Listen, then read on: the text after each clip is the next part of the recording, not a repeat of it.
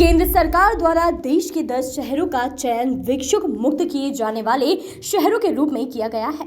इनमें इंदौर भी शामिल है। इसी योजना के तहत केंद्र सरकार की दीनबंधु पुनर्वास योजना के तहत इंदौर में 24 फरवरी से भिक्षुकों को और बेसहारा लोगों के लिए पंजाब ओरिड वंशी धर्मशाला में एक शिविर का आयोजन किया गया है। शिविर में गोल्ड कॉइन सेवा ट्रस्ट, परम पूज्य रक्षक Adinath welfare and education society, प्रवेश संस्था, निराश्रित सेवाश्रम NGO के माध्यम से शहर के भिक्षुकों को शिविर में लाया जा रहा है। इन संस्थाओं के कार्यकर्ताओं द्वारा इन भिक्षुकों और बेसहारा लोगों की लगातार काउंसलिंग की जा रही है कि वह भिक्षावृत्ति को छोड़ दें। शिविर में ऐसे भिखारियों का उपचार के लिए अरविंद हॉस्पिटल भेजा जा रहा है जिन्हें किसी भी तरह की बीमारी है। शिविर में अब तक 109 ऐसे लोगों को लाया गया है जो या तो भिक्षावृत्ति करते हैं या बेसहारा होकर सड़कों पर रहते हैं। शिविर का अवलोकन करने पर पाया गया कि कई लोगों को परिवार ने नकार दिया, जिसके कारण वे सड़कों पर भिक्षावृत्ति करने लगे। शिविर में ऐसे भी भिक्षुक लाए गए जो फर्राटेदार इंग्लिश बोलते हैं। वहीं शिविर में रमेश यादव नामक एक ऐसे व्यक्ति को भी लाया गया जो काफी समय से सड़कों पर भीख मांगता है, लेकिन जब NGO के कार्यकर्ताओं ने इनके परिवारजनों से संपर्क किया और घर गए तो उनकी आंखें खुली रह गई। रमेश यादव के नाम पर शहर में करोड़ों रुपए की संपत्ति है। वहीं रमेश यादव के घर के कमरे में लगभग 4 लाख का इंटीरियर और AC लगा हुआ है, फिर भी नशे की लत के कारण घर वालों ने इन्हें बेघर कर दिया। शिविर में आए भिखारियों की आओ भगत कुछ इस तरह की जा रही है कि जैसे वे किसी बारात में बाराती के रूप में आए हों। NGO के सभी कार्यकर्ता दिन रात उनकी सेवा में लगे रहते हैं। उन्हें दोनों समय स्वादिष्ट भोजन के साथ ही चाय, नाश्ता और जूस आदि दिया जा रहा है।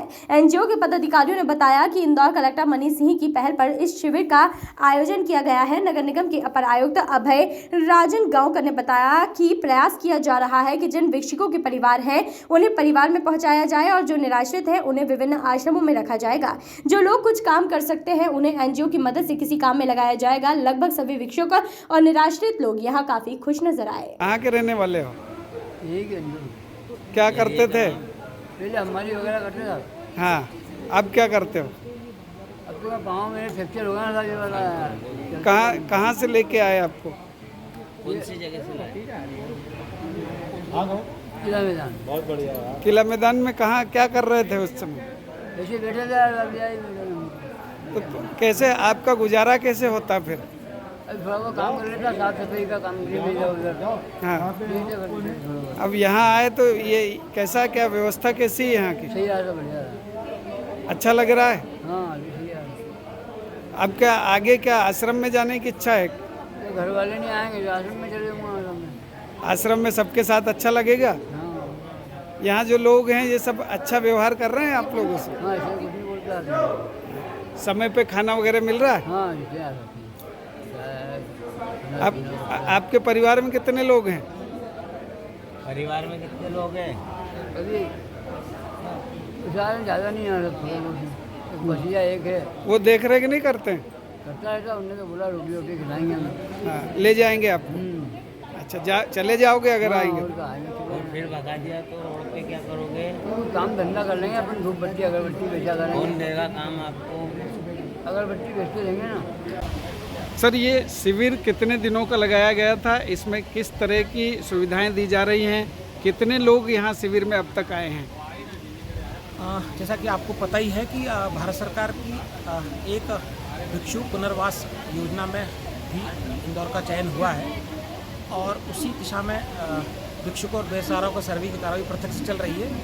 ये एक और विचार किया गया कि शहर के ऐसे भिक्षुक और बेसहारा लोगों को एक शिविर के रूप में लाया जाए, उनको पर्याप्त उनकी हम सेवा ही कहेंगे, सेवा की जाए और उनके फिर काउंसलिंग की जाए। तो इसमें NGOs आगे आए और 3 NGOs ने हमारे साथ मिलकर हमने उनको लॉजिस्टिक सपोर्ट दिया है या व्यवस्था की है और ये लोग विभिन्न स्थानों पर जहाँ ये रहते हैं शहर में उनको लेके आए और आप खुद देख रहे हैं इनको यहाँ काफ़ी सुविधाएं दी गई हैं और इनको रुकने के साथ साथ एक बड़ा काम अरविंदो हॉस्पिटल साथ में आया और अभी का रिकॉर्ड के हिसाब से करीब 35-36 लोग वहाँ एडमिट हैं इन्हीं में से, जिनका विभिन्न प्रकार का किसी का मोतियाबिंद का, किसी का पैर खराब हो, इस तरह के इलाज भी चल रहे हैं। सर, इनका पुनर्वास किस तरह से किया जा रहा है?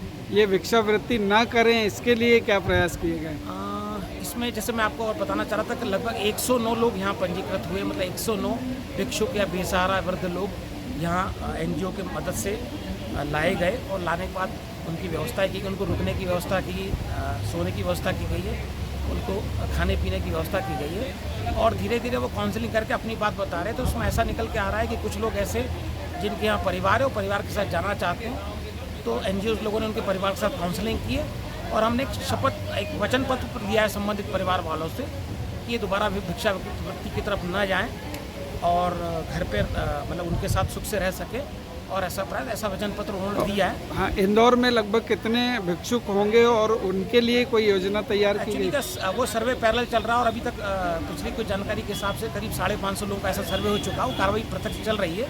इन बिटवीन ये एक और प्रयोग किया गया था शिविर लगाकर और इसमें अधिकांश पूरा फोकस हमारा वृद्ध जनों पे था, बेसहारा लोगों पे था और इसमें महिला पुरुष दोनों हैं।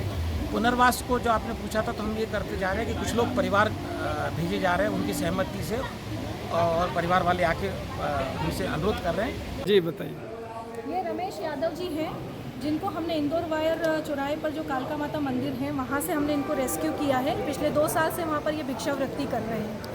इनकी फाइनेंशियल स्थिति क्या? फाइनेंशियल स्थिति में हालांकि इनके खुद के बच्चे और शादी तो नहीं हुई है, लेकिन भाई भतीजों के साथ ये रहते हैं। जब इनके घर पर हम गए, इनके कमरे का हमने इंटीरियर देखा। इनके कमरे का इंटीरियर ही लगभग 4 लाख रुपए का है, जिसमें AC से लेकर सारी चीज़ें सुख सुविधाओं की मौजूद है। लेकिन सिर्फ इन्हें पीने की आदत की वजह से ये भिक्षावृत्ति कर रहे हैं। इनके नाम पर प्लॉट भी है, 15 बाय 50 का प्लॉट है, एक बंगला इनके नाम पर है, लेकिन आदतन इनकी भिक्षावृत्ति में लिप्तता पाई गई। अब इनमें किस तरह का सुधार देखा जाए? इन्होंने अभी हमने काउंसलिंग की है इनकी, काफ़ी 4 दिन से 5 दिन से कंटिन्यूसली इनको हम परामर्श दे रहे हैं। इन्होंने हमसे वादा किया है कि ये पूरी तरह से दारू छोड़ देंगे और ना भिक्षावृत्ति करेंगे। ये अपने घर में और अपने घर में रहकर कोई काम करेंगे और शांति से रहेंगे। परिवार के लोग भी ले जाना चाहते? परिवार के लोग सिर्फ इसीलिए खफा हैं कि ये दारू पीते हैं और उससे उनकी बदनामी होती है, इसलिए उन्होंने कहा कि आप इनकी दारू छुड़वा दीजिए, बाकी हम सब सोने के कोल हम इनको खिलाएंगे, लेकिन इनकी दारू छुड़वा दीजिए। और इन्होंने हमें वादा यहाँ अभी इतने दिन रहे, तब क्या बिहेवियर इनके कैसा? अंदर सुधार है, काफ़ी कुछ सुधार है।